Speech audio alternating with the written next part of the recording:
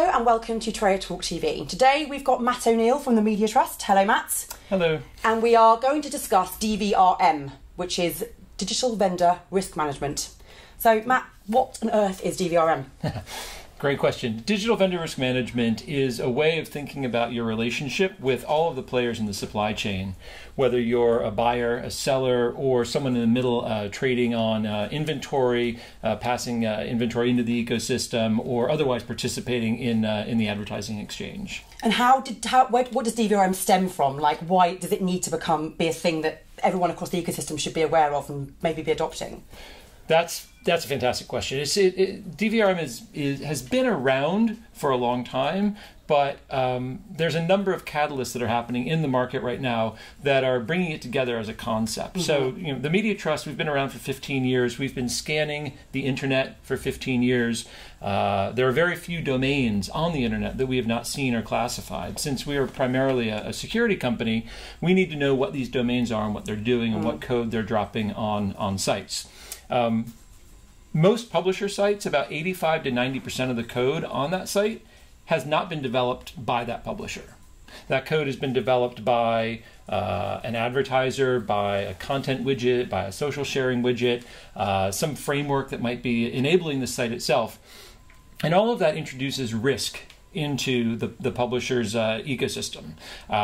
Risk is inherent in doing business online because it's inherently been a very obfuscated environment. Yeah. We don't know where these things are coming from.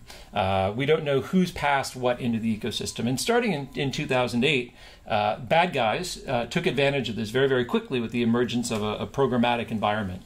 They realized that they could use advertising as a vector for attacks. Mm-hmm.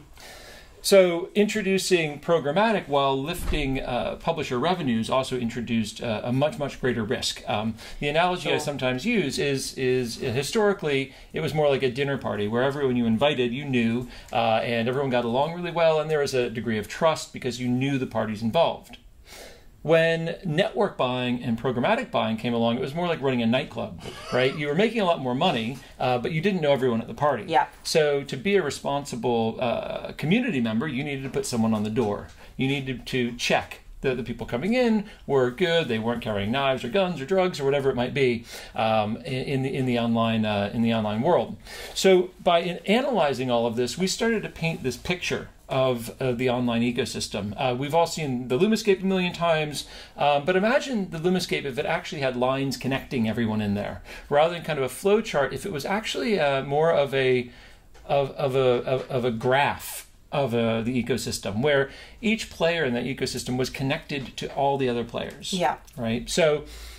The upstream buyer is actually directly connected to the page where their campaign ultimately runs after it goes through n number of iterations through DMPs, SSPs, exchanges, etc. So digital vendor risk management is really all about every player in that ecosystem understanding their risk profile. Like what is the risk benefit ratio of taking an ad from this player versus that player? Will I be exposing myself to people getting pissed off about my app because I've got pop-ups? Will they be installing ad blockers and cutting down on my revenue? Will I be getting fined for COPPA compliance in the US? Is GDPR a risk for my business because of the amount of programmatic I'm taking in? So understanding that risk profile is really the first part of it, right? Okay. So looking at it through the lens of a publisher, and I am a publisher, so let's look at it through my lens. So I think I know all of the different tags I've got on my site. I'm using some kind of cookie tracking tool and I see things there that I had no idea. I certainly didn't put them there. Mm-hmm. And they might come through, as you say, things like social sharing tools and those kinds of things that are putting third, fourth, fifth, sixth party code on your site. Right. What do I do about that? Like, how do I be the bouncer on the door of the nightclub to ensure that I know what's going on my site and how I can keep control of it? Right. Yeah. That's a fair point, and I would unless you are super clued into what's going on your site, I would actually question whether you do know everything that's going on. You'd be surprised with the number of times I talk to a publisher and they're like, oh yeah, we've got 10 contracts with different advertising technology partners.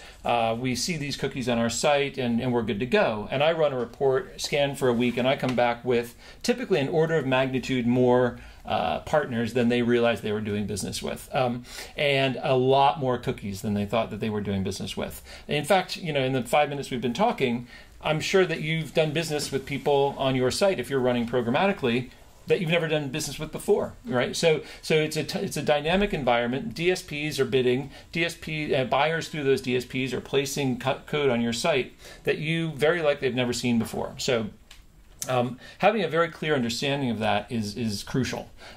So I wonder if this might be a good time for me to draw my first picture. Yes. Right. So we've got our publisher here, and then the publisher is doing. We've got our known knowns, and we've got our known unknowns, and then we've probably got another group here of our unknown unknowns. So categorize each of those. This might be your publisher ad server. Yep. Right, so that might be DFP, or it might be Smart Ad Server. So I have that direct relationship with the publisher ad server, for example. So for me as a publisher, for example, that is a known. Yep, you've got a contract with them. Yep. And that contract has limitations of liability, and it has all sorts of protections for you to do business with them. Sure. Then there's our known unknowns. This might be, you're a publisher, so you probably don't do a lot of work directly with a DSP. That DSP is probably coming through one of your known knowns, which might be called an SSP. So it's coming through there. So we've heard of it. Let's say this is MediaMath or DataZoo or someone like that. So we know who they are. We know what their business model is. We have contacts there. We may even see them out at the pub on Friday night. So we know who they are. Yeah. They might be a friend of our guest at the dinner party. Right. But then we've got this group here who are coming through maybe a daisy chain of buying. They're coming through this DSP. There's this sort of cloud of uncertainty here. We know that the demand is coming from somewhere. It's not always going to be coming from Havas or Group M or a known buyer. It's not always going to be coming directly from Toyota or Procter & Gamble, who would be known unknowns. It could be coming from Joe Bob's DSP in the Seychelles, and this inventory is getting in there. So a big part of this is understanding who these people are. Yeah. Right. So, and that's historically been a problem because it's hard to look up the supply chain and see that far up. Right. We can see these players fairly well in the supply chain, and we can manage those relationships either through our direct relationships or through other ways of managing how these guys are passing cookies in. But really, this is where a lot of the problem comes in is when you're looking so far up the chain, we don't really know who we're doing business with, right? So what we need is a mechanism to be able to, rather than have everything, you look at all these arrows, right? All these arrows are pointing to this box. Yes. We need a way to be able to push back up there, right? So how do we exert some degree of control through the ecosystem to get visibility and to blow away this cloud of uncertainty, right? So that's really where the need for digital vendor risk management comes in. Whether it's GDPR or e-privacy or child online protection, all of these things require some degree of certitude of who you're doing business with. Yeah. Does that make sense? It does make sense. So let me use this now and erase that. I doubt anyone could read what I just wrote, but there we go. So the thing I like about GDPR is that it actually serves as a catalyst, as a lever to start pushing back up that chain. So publishers have a lot of control in the ecosystem because without them, there are no eyeballs, right? There are no eyeballs looking at the content. And that's ultimately what everyone in that ecosystem is trying to do. They're trying to access those.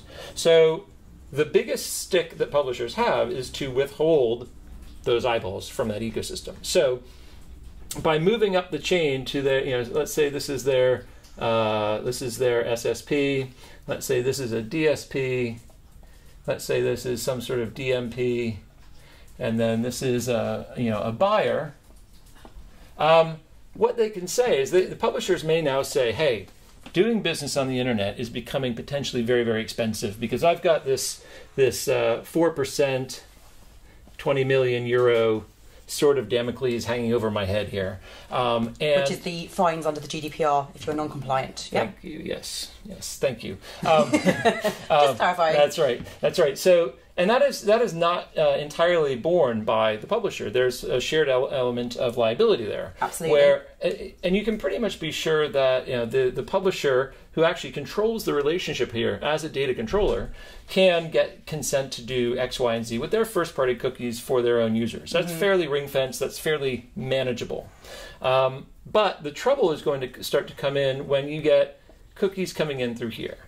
So the first bit around DVRM that I want to call out is policy management. So trying to turn this world upside down from detect, notify, take down, right? This is a vicious cycle.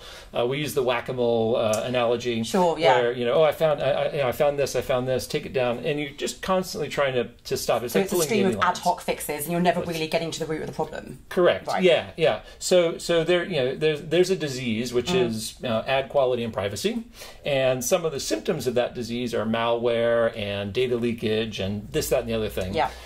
So we can either continue to treat the symptoms, take some Lemsip and that sort of thing, or we can try to eradicate the disease. Yeah. And the first step to eradicating that disease is to understand everyone you're doing business with and to issue them clear and consistent policies about doing business with you on that site. If you want access to these eyeballs, you need to play by these rules. So you might have one rule. It says no malware. So that's a very easy policy. You'd be shocked at how many publishers have no stated policy around malware. There's nothing inherently illegal about malware, right? Sometimes malware can lead to illegal things, but malware itself is not illegal. Right. And you might have another one that says, hey, there's this GDPR thing coming along. We require anyone who wants access to these eyeballs to do the following things. 1, 2, 3. It could be maybe tell me who your DPO is. It might be define all your cookies. And it might be provide a contact, right? And you say, okay, by May 25th, you have to do that. So now we've created 2 policies here, and we start pushing them back up. Hey, Mr. SSP, if you want to have continued access to these eyeballs, you need to do these 2 things. And then maybe there's some escalation, right? So first strike, we notify you. Second strike, we shut off access for 72 hours. Third strike, we shut you off completely. Down. Now, Mr. SSP is probably not the one that's breaking these rules, and they go out of business if they don't have this access. So you can be sure they're going to pass the message up the chain, and say, hey, you're the one that's passing these crappy ads in here from Joe Bob's buyer, and you pass this up. So then the DSP says, okay, I'll give you all this information. I'll give you this information, and what happens is now. Let's say, and the DMP plays by the rules, and then this is a good buyer. So what happens is, I don't know how to draw a pirate thing. Maybe that's a good one. Well, yeah, ad tech art, as I call it. Yeah. So this creates what I've been referring to as a clean, well-lit place for advertising. I think it's Hemingway, had a clean, well-lit place. But so what happens is when you create this clean, well-lit space, the things that are coming through are known. We have a chain of custody, right? So when something goes wrong, we know who to talk to. And the bad players get cut out. So what starts to happen, and this doesn't happen overnight, like you don't turn a switch on and then all of a sudden the malware disappears. Right. But what happens is, as you push the bad players to the margins, what's left is the good knowns, right? So now we've got an ecosystem of essentially known knowns. We, through our policy management and through our digital vendor risk management platform, where we're managing policies, we're scanning and checking, and we're communicating and enabling direct communication between everyone in here, we've created a very, very clean space. And to take it to a logical conclusion, what we've also done is collapsed that whole supply chain where you can actually, as a buyer, you can preload a campaign through DCM, and that will render a package of tags with cookies. You can directly communicate that to the publisher, who then reviews tag 1, tag 2, tag 3, and then they can approve or reject the cookies in those tags and associated with that campaign. That then goes back up to the buyer, who can now push the campaign live, and all of this now is essentially pre-vetted and pre-approved in the ecosystem. So we've actually run some tests of this, and it actually works, huzzah, which is very exciting. And it's very, very cool to see it actually happen in real life, where an agency buyer communicates directly with the publisher that they're going to be buying on and pre-clears all of that information. Similar to like if you were going to be flying to the US, you might have to get an ESTA, you might want to pre-clear immigration for your visa. It's very similar to that. Essentially it's a known buyer program. And then these guys are essentially put on notice through the policy management that they need to be playing by these rules, and there are a set of consequences if they don't play by those rules. Right, okay. And so how DVRM works with GDPR, which in case you haven't heard is literally around the corner, is that one of the stipulations of the GDPR is that you need to be able to know all the people that you have a relationship with, so have a direct connection Yep. with all the different parties. Yep. And that's where this works really well, because it enables you to basically build a network where everybody in that network is communicating, and it completely obliterates the unknown unknowns. That's right. Well, yeah, it pushes the unknowns to the corner. Yeah. And it enables you to have direct relationships with everyone in that ecosystem. And then secondarily, under GDPR, you also need to know what data is ending up on your site. Yes. So you can push up. You can have a policy that says, here's your policy 1, and it's your GDPR policy, and it states that you must declare all cookies in ecosystem. So if you are a vendor and you have 7 different cookies that you've pushed out in there, you need to classify those. Are they for frequency capping? Are they for behavioral targeting? Are they for audience segmentation? Are they for cookie syncing? What are they doing? Why are they there? And everyone needs to do that. So under GDPR, using the digital vendor risk management platform, and think of it really as almost like it's an underpinning of all the transactions that are going on, where you're pushing policies around, you're scanning, you're verifying, and the communication is two-way. So you're saying you have to do this. So if I see a cookie that comes in that has not yet been categorized by the vendor, that can cause an alert to go in a report and say, hey, you need to go classify this. Before, right. So a publisher can either yay or nay every cookie that comes in, and what they want to know is is it for ad targeting, is it for session, what is this cookie actually doing, and so pushing that pressure up onto the vendor enables you to create an ecosystem where all of this data is actually known, right? So when I run these scans and I look at 600 cookies being dropped by top 30 publishers in a region,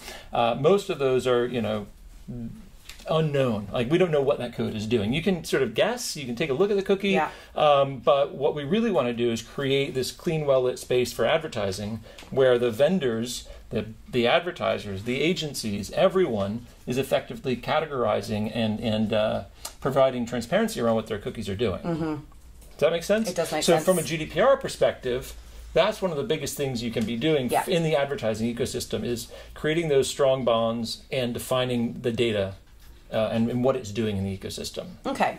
And you said earlier that it's not something you can do overnight. It takes time to set up, and it's a process.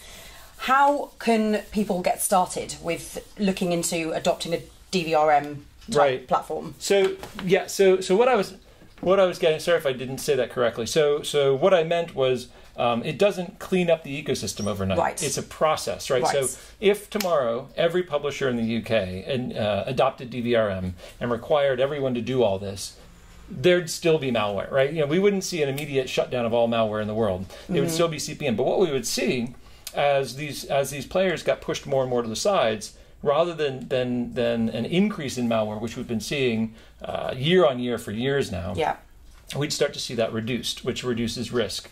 What is fairly straightforward to get started is to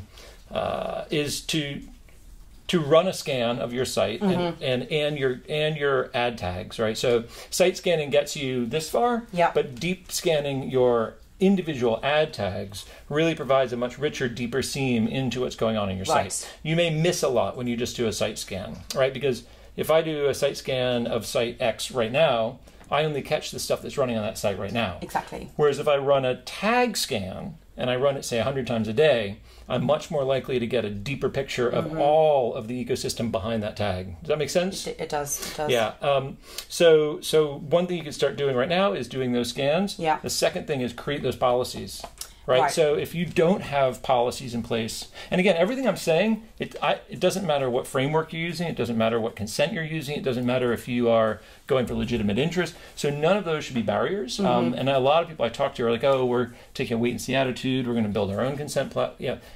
All of this can happen without those things being defined. Right, and it can apply to everyone in the ecosystem. Like we've talked about publishers a bit, but actually, it doesn't matter where you sit in the supply chain. That's right. It can work for you. Absolutely. If I was running an SSP right now, I would want to have very, very clear policies in place with all of my demand partners, because that the vector for threats is coming in through the upstream, right? It's coming in through the demand. It always takes me a few cycles when I sit down with someone new. They're like, oh yeah, so how do you help me with brand safety and view? I'm like, well, we go the other way. We're looking at the stuff coming into the ecosystem from the demand side, not where it ends up running, right? So, so what we're trying to do is look at the advertising ecosystem as essentially a risk pool, and then breaking down that risk pool into its component parts, and then requiring each of those players in that ecosystem to declare themselves. Right. But yeah, so that's how that fits together. Okay. And given that we're seeing a lot more that publishers, advertisers, and everybody in between is trying to gain more control and gain a greater understanding of their, understanding of their digital ecosystem, DVRM seems like an obvious thing to be trying to implement because it helps you manage your risk better, basically. What are we looking at in terms of adoption? Like how are people getting started, and is it something that's becoming popular, particularly with GDPR, privacy, and everything else around the corner? Yeah. So our approach has been, without getting into specific clients that are on board right now, we do have quite a few, but let me just talk through sort of the high level strategy. So what we've been doing is working with the biggest clients out there, right? So if you think about it as from a sample set point of view, if you work with really big publishers and really big partners, you get a much bigger bang for your buck in terms of the cookies and the technology you're surfacing, right? So if you work with like the world's 5 largest websites, the chances are you're going to be seeing, maybe 50 or 60% of the cookies in the world. So that means when you add maybe a regional person from, I don't know, maybe Germany or Czech Republic or something, most of that work will already be done. The cookies will be classified. There'll be transparency. These folks will have declared themselves in the system. The analogy I use often is it's like LinkedIn for the ad ecosystem. Okay. So each, instead of it being you and I in LinkedIn, it's AppNexus and the Daily Mail group, and they're both so they are they are nodes in this ecosystem. So you've got all these different nodes, and right now. Some of them are joined up through contracts, etc., but there's no common platform. No. So each of these nodes has a set of information. They might have a name, right? They might have an address. They might have a DPO. They might have a set of ad tech specs, right? And these are all things that can get filled in, and this is true for all of them. They might have a list of GDPR. Here are the cookies we drop. Here's our legal basis. Here's our DPO, etc. So what we're doing is if you take a really big publisher, they're going to have a lot more of these connections. Yeah.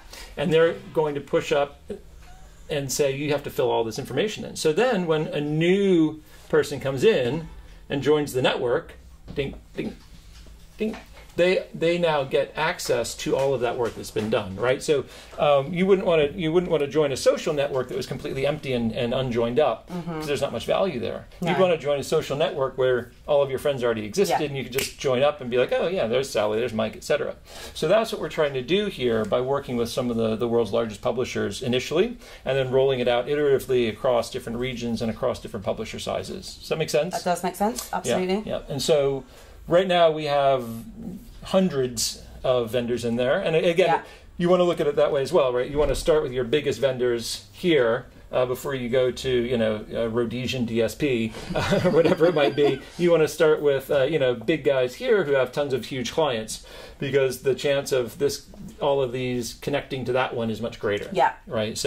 So by working with the biggest publishers and connecting to the biggest tech, you end up providing huge value for each incremental person that comes into the system.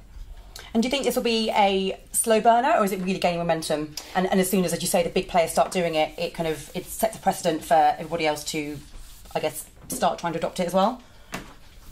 Yes. I mean, I hope it grows very, very quickly. anecdotally speaking, I'm having a lot more conversations about this now, and the profile of the people in the room has started to change very rapidly. It started with maybe digital director, head of ad ops, maybe revenue person. Now it'll be DPO, legal, compliance, digital director, and I get a lot more people kind of leaning forward and nodding when I go through this. 6 months ago, it was sort of like, wait, what? DVR who? Is that? So I think that the world is sort of heaving to in the world of transparency and joining things up. So we've sort of been in this world for half a decade now, and it's very interesting to see the ad world moving into that area of specialty for us. And I think we're starting to see this resonate very, very quickly. I'm spending a lot of time traveling around Europe talking to trade bodies and trade associations and large publishers and large agency groups, and it just seems to be really resonating. So I think we're going to see this grow quite rapidly right across the ecosystem. Right. And it makes sense, right? A lot of large organisations would already have some kind of supplier risk management policy in place where they're understanding exactly who they're connected with outside of their internet world. Yeah. And given that the internet for many organisations is now probably the biggest part of that, it makes perfect sense for them to do the same and apply that to the digital world. Yeah. No, it blows my mind. Like when I sit down, you can be sure that if you're a large publisher and you are in a beautiful building somewhere in London or New York or in Paris, that you've got paper you can put your hand on for every vendor responsible for making that building work, right? Whether it's the janitor, the coffee people, or the lunch people, anyone that's in that building, anyone that is providing a service to that physical building, you can be sure that there's a contract in place, right? And there's this clear set of rules, and if they're caught stealing computers, there's clear punishments for that. However, that building doesn't make the company money. The building is not their primary business. Their web property is. Yeah. And if I was to say, oh, you've got 600 different vendors coming to your building, 400 of whom you've never met before, and 200 ones that are going to be new to you tomorrow morning, and they can just come and go as they please, and there's no policies in place to manage them or even know if they've been there or not. They probably wouldn't do that. But their primary business asset, their website, is literally in that position, right? Where there's 4 or 5 companies that they've got contracts with and that provide recourse for issues that arise, but then there's hundreds and hundreds of other companies that they are doing business with on a day-to-day basis who are literally dropping code on their sites and to their consumers that they have no policy or recourse with. So that's really where the digital vendor risk management piece comes to life. And when I put it that way, we're like, oh, right, yes, we probably should know who these people are. I mean, so that's really, really interesting. And it feels like a no-brainer. Let's start to clean up the internet. Thank you very much for coming in today, Matt. That's been really, really fascinating. Always a pleasure. Thank you for watching. It's Trader Talk, and we'll see you next time.